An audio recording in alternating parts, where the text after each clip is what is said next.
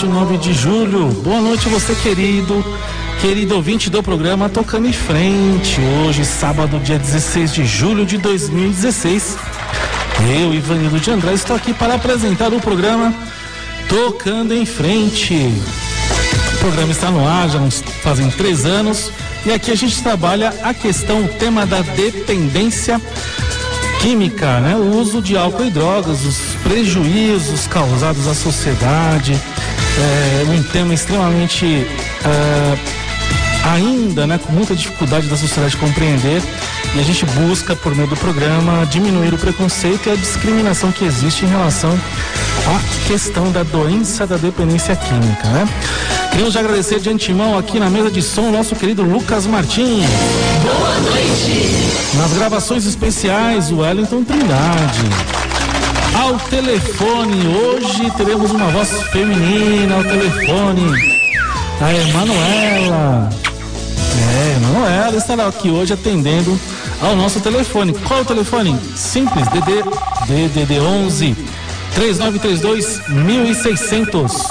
3932 1600. Na produção do programa Sandra Catalano e na direção da rádio Padre José Renato Ferreira. Entre em contato conosco também, sabe por onde? Pelo WhatsApp. Isso, você pode mandar a mensagem para nós, DDD 11 98371 9681. Repetindo, DDD 11 98371 9681. Pelo Facebook, facebook.com/tocando em frente, facebook.com/tocando em frente. Terceiro sábado do mês. Então hoje é dia de programa Tocando em Frente, família com amor exigente. Hoje é o nosso dia, o dia que a gente está aqui com o Amor Exigente, essa federação fantástica que realiza um trabalho maravilhoso nos 26 estados. Na minha época eram 24. em todo o Brasil e também Uruguai e Argentina, né? Estamos também no Cone Sul, que bacana. E hoje é o dia de estarmos aqui hoje com Amor Exigente, falando sobre temas voltados para a família. E temos a presença super especial da psicóloga e doutora pela Unifesp, a doutora Maria de Fátima Rato Padim, né? Doutora Maria de Fátima, é um grande prazer termos a senhora aqui conosco hoje, uma grande satisfação pelo que a senhora produz, né? Pela sua presença na área da dependência química. Boa noite, doutora Maria de Fátima.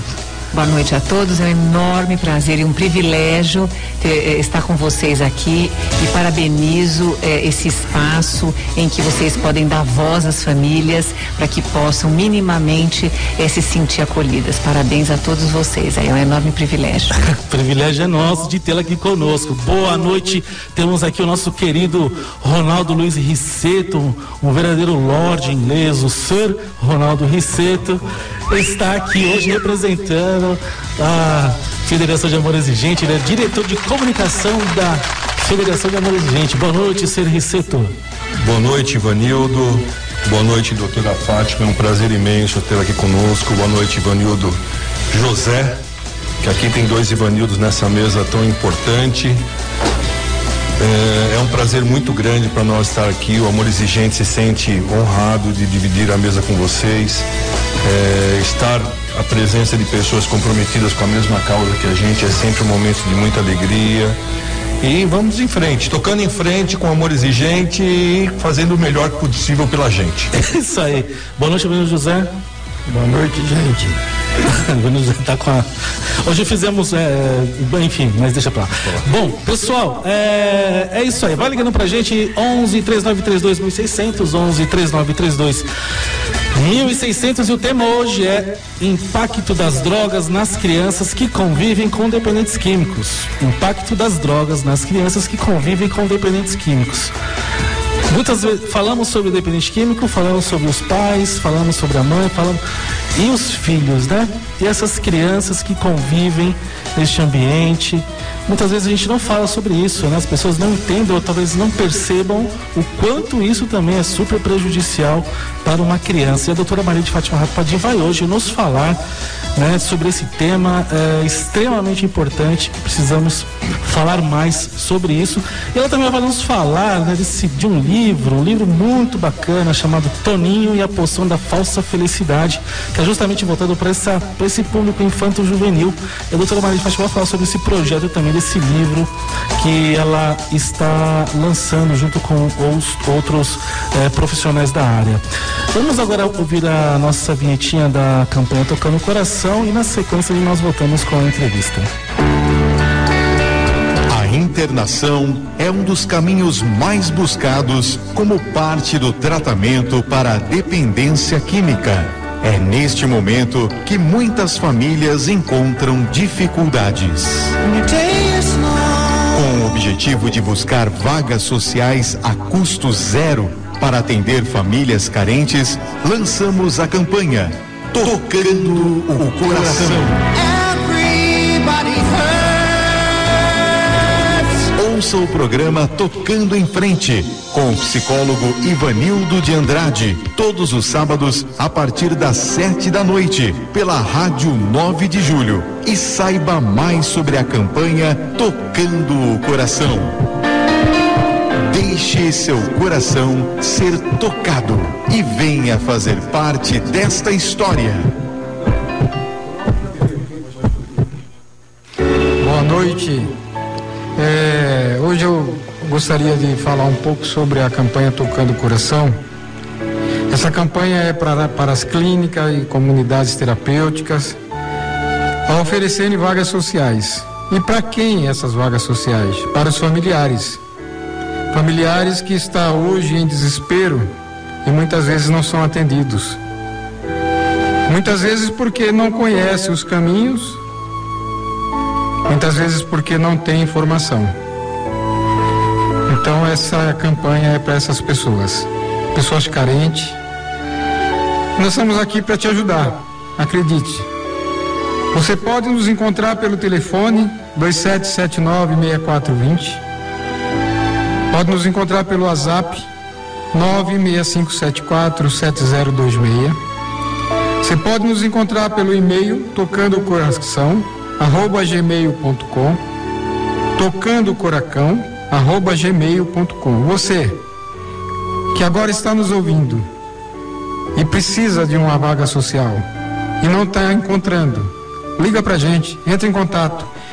Ou um outro caminho, lá no Facebook, na página do programa Tocando em Frente. Lá na página do Tocando em Frente, você vai ter toda essa informação de como nos encontrar.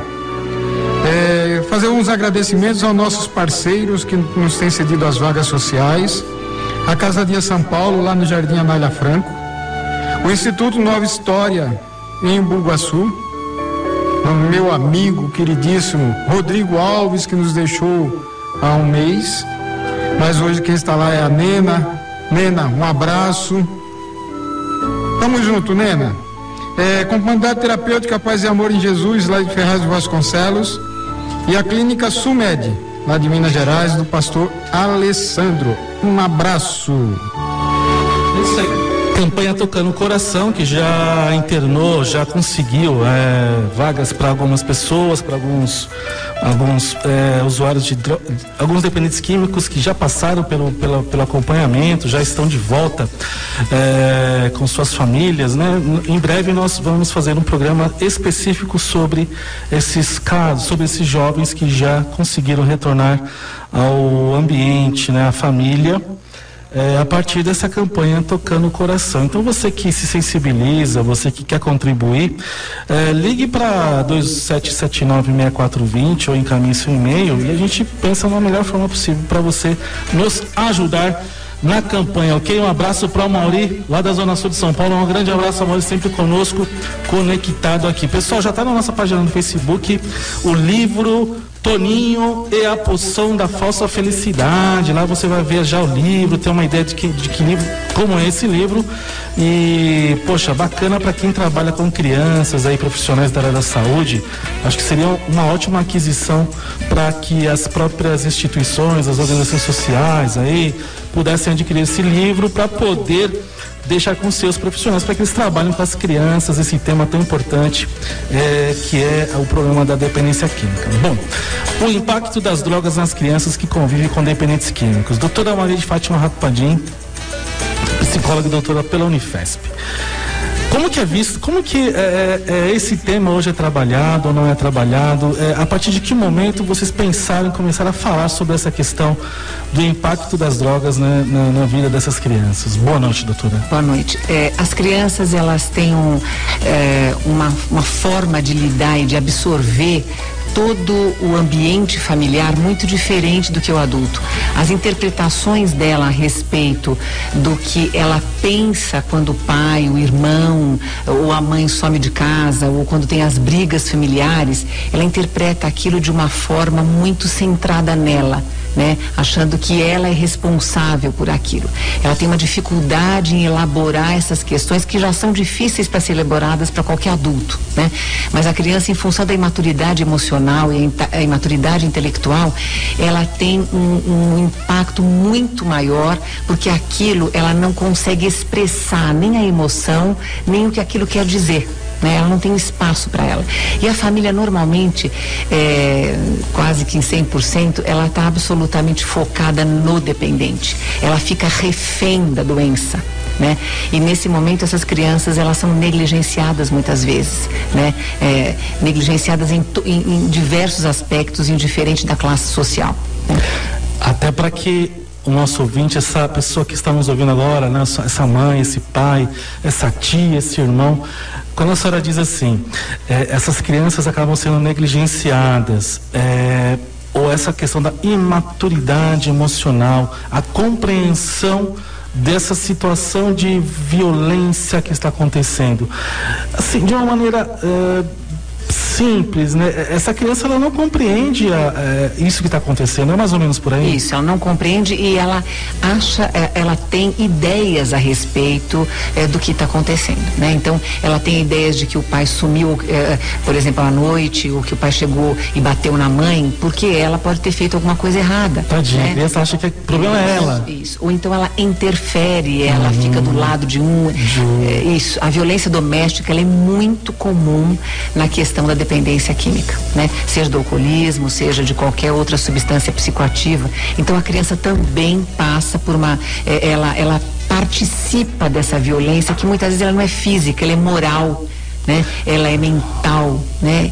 E essa violência já para o adulto é absolutamente difícil de você absorver, você imagina para uma criança, né? É uma marca que fica registrada ali, né? Isso. Ronaldo, você lá no Amor Exigente, a doutora Maria trazendo à tona, como é que vocês recebem? Você já, casos de mães, de pais, de que falaram dessa questão dos filhos, né? Como é que esses filhos reagem a essa questão da violência? Com relação à violência, eu não saberia te explicar exatamente, Amarildo. Ivanildo, desculpe. Imagina, Amarildo. Com relação o que acontece, que a gente encontra muito no Amor Exigente recentemente, é o trabalho inverso. O fato dos pais ou das mães estarem atravessando por problemas de álcool e outras drogas, os filhos começam a procurar ajuda também. Talvez esses que têm chegado até lá, que a gente tem a experiência, são filhos já com 14, 13 anos, que eles estão procurando, que eles não aguentam mais ver o pai naquela condição ou a mãe. Então eles vêm ali, e eu tenho um caso recente de uma menina que veio que está o pai, a mãe e os irmãos usando, e ela não aguentava aquilo, e ela queria saber o que eu posso fazer para mudar. Então esse é um caso de uma criança de 14, 15 anos. No caso de crianças menores, nós geralmente encontramos ou o pai ou a mãe fazendo a visita para dizer o que está acontecendo com o familiar, e muitas vezes encontra essa situação onde há aquela agressividade maior pelo pai ou pela mãe no momento que ela está na sua fissura, passando pelo processo. Isso assim é o que eu poderia te dizer de imediato, não conseguiria entrar mais a fundo, porque eu não tenho mais. Mas existem famílias que chegam com essas questões. Acabei de falar, então tem casos, por exemplo, o pai está usando, a mãe vem lá conversar. Então a mãe tem um filho e ela está preocupada preocupada com qual é a condição que o pai vai permitir naquele momento, que ele estiver na sua fissura ou ele estiver usado. Então, essa preocupação que a doutora está apresentando é fundamental para que as pessoas entendam que as crianças têm uma sensibilidade, e nós sabemos, muito maior do que nós imaginamos. Elas conseguem captar coisas que a gente não está captando. Então, por exemplo, isso que ela falou, meu pai não está em casa hoje, não está em casa amanhã, não está em casa. Você pode falar o que você for, mas a criança sabe que existe uma fonte de sofrimento ali, e ela passa a fazer parte desse sofrimento, às vezes até se sentindo como a própria responsável por aquilo. Será que ele está indo embora por minha causa? Será que ele está com raiva de mim? Então, esse é um trabalho muito forte que a gente tem que fazer naquela criança, porque a partir daquele momento, a família que deveria ser um fator de proteção passa a ser um fator de risco, e ela passa a ser o resultado desse risco. E aí, até para doutora Maria de Fátima, essas crianças, elas tem uma tendência maior a desenvolver. Então, isso é uma coisa muito importante que você está perguntando, porque um dos pontos importantes de fator de risco para a substância, né? Por que nem todo mundo que experimenta fica dependente, né? Mas por que algumas pessoas ficam? Elas têm algumas vulnerabilidades, né? E dentro dessas vulnerabilidades a gente tem a questão genética, nós temos a questão ambiental e nós temos a questão da transgeracionalidade. O que é isso? É o aprendizado pelo modelo, né? Então, essa criança tem modelos parentais em casa onde ela vai repetir. Poxa, mas ela sofreu tanto, será que a gente não aprende pelo inverso? Não. Ela aprende a lidar com os conflitos, ela aprende o funcionamento a partir da dinâmica familiar. Então, a família fica disfuncional, a família tem comportamentos negligentes quanto a ela, por exemplo. Ela é esquecida, essa criança, esquecida em vários aspectos. Ela começa a não ter lazer, ela começa a não ser acompanhada na escola, ela começa a não ser percebida nas suas dificuldades, ela começa a não se identificar com um grupo saudável, um grupo positivo na escola. Ela tem vergonha de levar os amigos em casa, porque pode em algum momento ter um tipo de agressão, uma situação, ela fica alheia a uma série de convívios saudáveis. Então, ela começa a ficar no grupo de risco também, a participar de grupo. Nós estamos juntos pela identificação, né? A senhora acabou de falar tudo que não pode acontecer com uma criança. Isso. Então, ela precisa ter recursos. Nós precisamos dar voz para essas crianças. E a ideia da história terapêutica, ela vem de encontro a isso, né? Uma linguagem aonde a criança se identifique, aonde ela consiga perceber que existe essa história em outros lugares, e que ela não é responsável, e que ela pode sim buscar outro caminho para ela. Ela pode entender, compreender o que acontece, tanto com os pais dela, na família dela, como também arranjar outros recursos para que ela possa lidar com isso e mudar a história, né? A gente vai mudar a história dessa criança. A senhora diz da questão da transgeracionalidade. Isso. Fatores genéticos, desse padrão que ela acaba tendo como símbolo, como referência.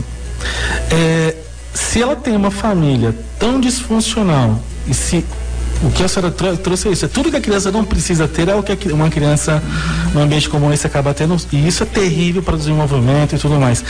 Como é que nós podemos, enquanto sociedade, enquanto sociedade civil, o que nós podemos fazer para dar a essa criança uma possibilidade de não ser, digamos, encarcerada nesse lugar e sofrer todas essas consequências tão ruins nesse processo? Olha, em outros países existem alguns projetos aonde olham para essas crianças. Por exemplo, nos Estados Unidos a gente tem o Family Day, por exemplo, que é o dia da família, né? Aonde inúmeros estabelecimentos, naquele dia determinado, eles dão desconto para todas as atividades que a criança vem a fazer, inclusive com o familiar, né? A gente deve, enquanto sociedade, poder propiciar espaços para essas crianças conviverem em ambientes saudáveis. Né? Fora só desse contexto interno, só de videogame, né? Então, a gente tem que pressionar, né? De alguma forma, criar movimentos. Isso que vocês estão fazendo aqui, né? Vocês estão hoje, a mobilização social, ela é a única fonte de mudança, né? Então, o que vocês estão fazendo dá um olhar para essas crianças, dá uma voz para essas crianças, para que de alguma alguma forma a gente consiga nas escolas, né? A escola consiga perceber que aquele aluno problema, por exemplo, ele tem alguma coisa além disso e que ele pode se tornar sim alguma coisa diferente, né? Criar espaços solidários, a gente criar movimentos que possam estar trazendo a problemática da criança, que ela é absolutamente negligenciada na questão da dependência química. O que a gente conhece aqui, de fato, para esse olhar, é o amor exigente, que tem um amor exigentinho, né? Que faz um trabalho, que olha para essa criança, mas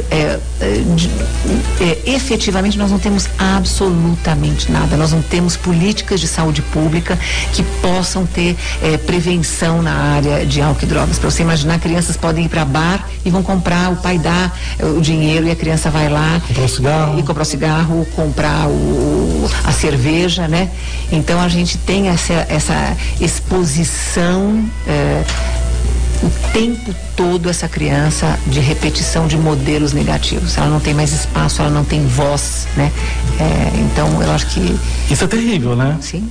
O impacto disso em breve, né? Ela vai chegar adolescente, ela vai ter ela não tem recurso interno para buscar uma nova saída. Muito do que nós vemos hoje na nossa sociedade, os nossos adolescentes, já é reflexo desse processo histórico, né, doutora? Sim. Veja, hoje nós temos 28 milhões de famílias convivem tem pelo menos um dependente químico. Você falou 28 milhões de famílias convivem com pelo menos um dependente químico. Isso é um país da Europa. Você entende? 28 milhões, né? No levantamento nacional de álcool e drogas do LENAD, do INPAD, se viu em toda a região do Brasil, nós temos 28 milhões de pessoas que estão em sofrimento, que convivem com isso e que não estão sendo vistas, né?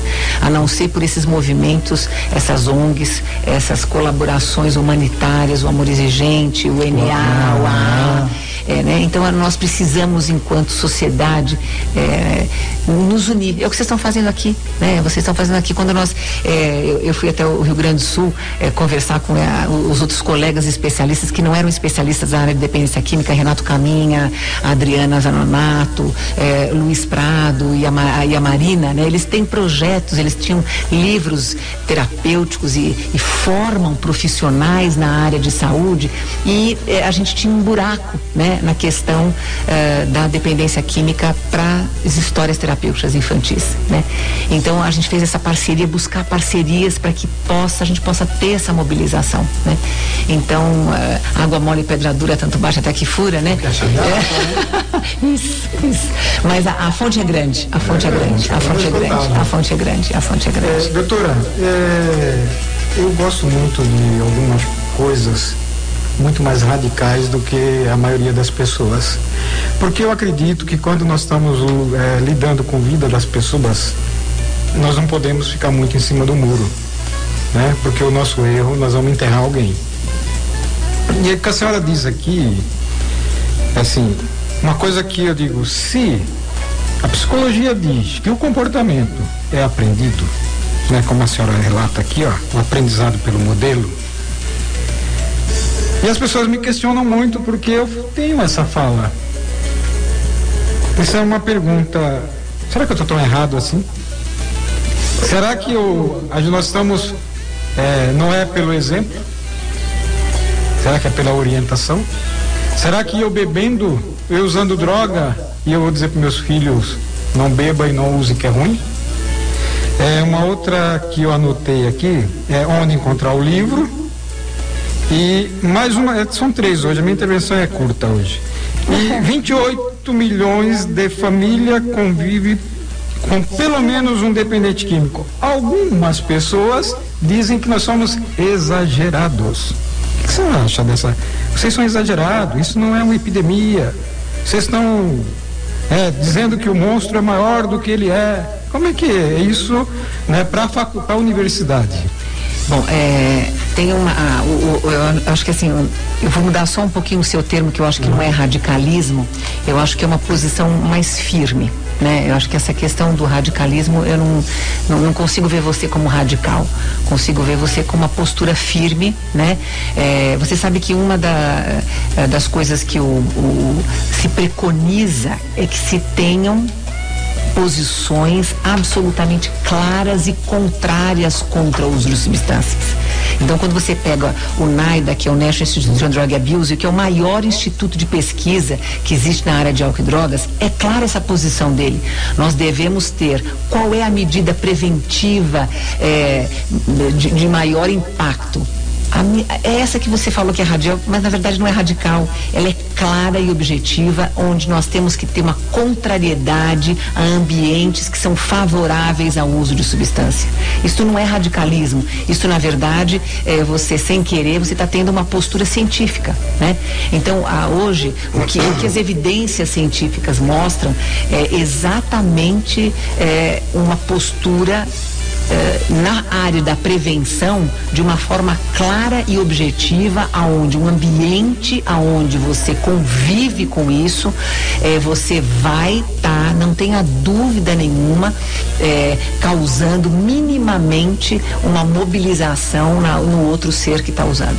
Não tem como, né, a gente, lógico que você fala, Fátima, não tem uma resposta simples para um problema complexo, né? Não é só essa questão. Por que também numa família de 5 filhos, 4 usaram e aquele um não usou, né? Porque nós temos também uma capacidade de resiliência, nós temos as diferenças individuais, não tenha dúvida, né? Nós temos recursos internos que podem fazer com que a gente fuja disso. Mas, de fato, o que a gente vê, nós fizemos a pesquisa, que tivemos Amor Exigente, a Pastoral, tivemos a maior pesquisa já realizada no mundo na área da família, do perfil das famílias brasileiras. E o que nós vimos, tinha uma pergunta que dizia assim, para o familiar: você já tem algum familiar, alguma pessoa próxima a você? Outra pessoa próxima, além deste que você está falando aqui na pesquisa, que tem a dependência química? A resposta sim, é. E quando nós perguntamos, mas é próxima a você? Fazia parte do núcleo. Então, esta mãe ou este familiar que estava cuidando, ou que estava respondendo essa pesquisa deste dependente, ela já tinha um histórico dentro da família de outro dependente, né? Então, não existe exagero, existe uma pesquisa consistente, é a maior pesquisa já realizada no mundo. Nós publicamos a de São Paulo no Journal Drug of Alcohol, que é um dos maiores jornais científicos, mostrando exatamente a grande problemática que São Paulo, na verdade, né, porque ela foi da capital, está enfrentando, né? Então não é exagero, isso é uma questão que hoje a gente conseguiu colocar de fato na ciência, através da pesquisa. Isso que você está falando, nós estamos sim numa epidemia, nós temos hoje um avanço enorme do abuso de substâncias, e isso tem tido um impacto na violência, na questão social, na questão educacional, na, né? saúde pública. Na saúde pública. Você veja, hoje nós temos, por exemplo, um índice enorme na Cracolândia de jovens contaminados de sífilis. Sífilis. Você veja, isso é uma coisa inédita. Quando nós vemos hoje onde o impacto dentro da saúde, ele é gigantesco. Só para as pessoas terem uma ideia, né, dessa questão da sífilis, era algo quase que não erradicado, né? Exatamente. Volta com o uso da... Isso, né? Então, não é exagero de forma alguma, isso já está, né, de forma clara e objetiva, cientificamente comprovado, que o Brasil, há anos atrás, nós éramos rota do tráfico internacional. Então, eles davam uma paradinha aqui para distribuição. Hoje não precisa mais. Hoje nós absorvemos o mercado dos nossos irmãos, né? Ou do nosso próprio internamente, né? Na nossa produção. Então, não existe exagero nenhum da sua forma. Hoje está descrito numa forma clara de evidência científica. Olá, meu nome é Eduardo, eu sou um alcoólatra. Minha vida girava em torno da bebida e afundava cada vez mais. Só eu não enxergava, quase perdi família, emprego, sei lá. Consegui parar de beber graças a Alcoólicos Anônimos. Se você quer parar de beber, procure o AA. Eles podem mesmo te ajudar. Alcoólicos Anônimos. 80 anos de uma vida serena e feliz, sem a bebida.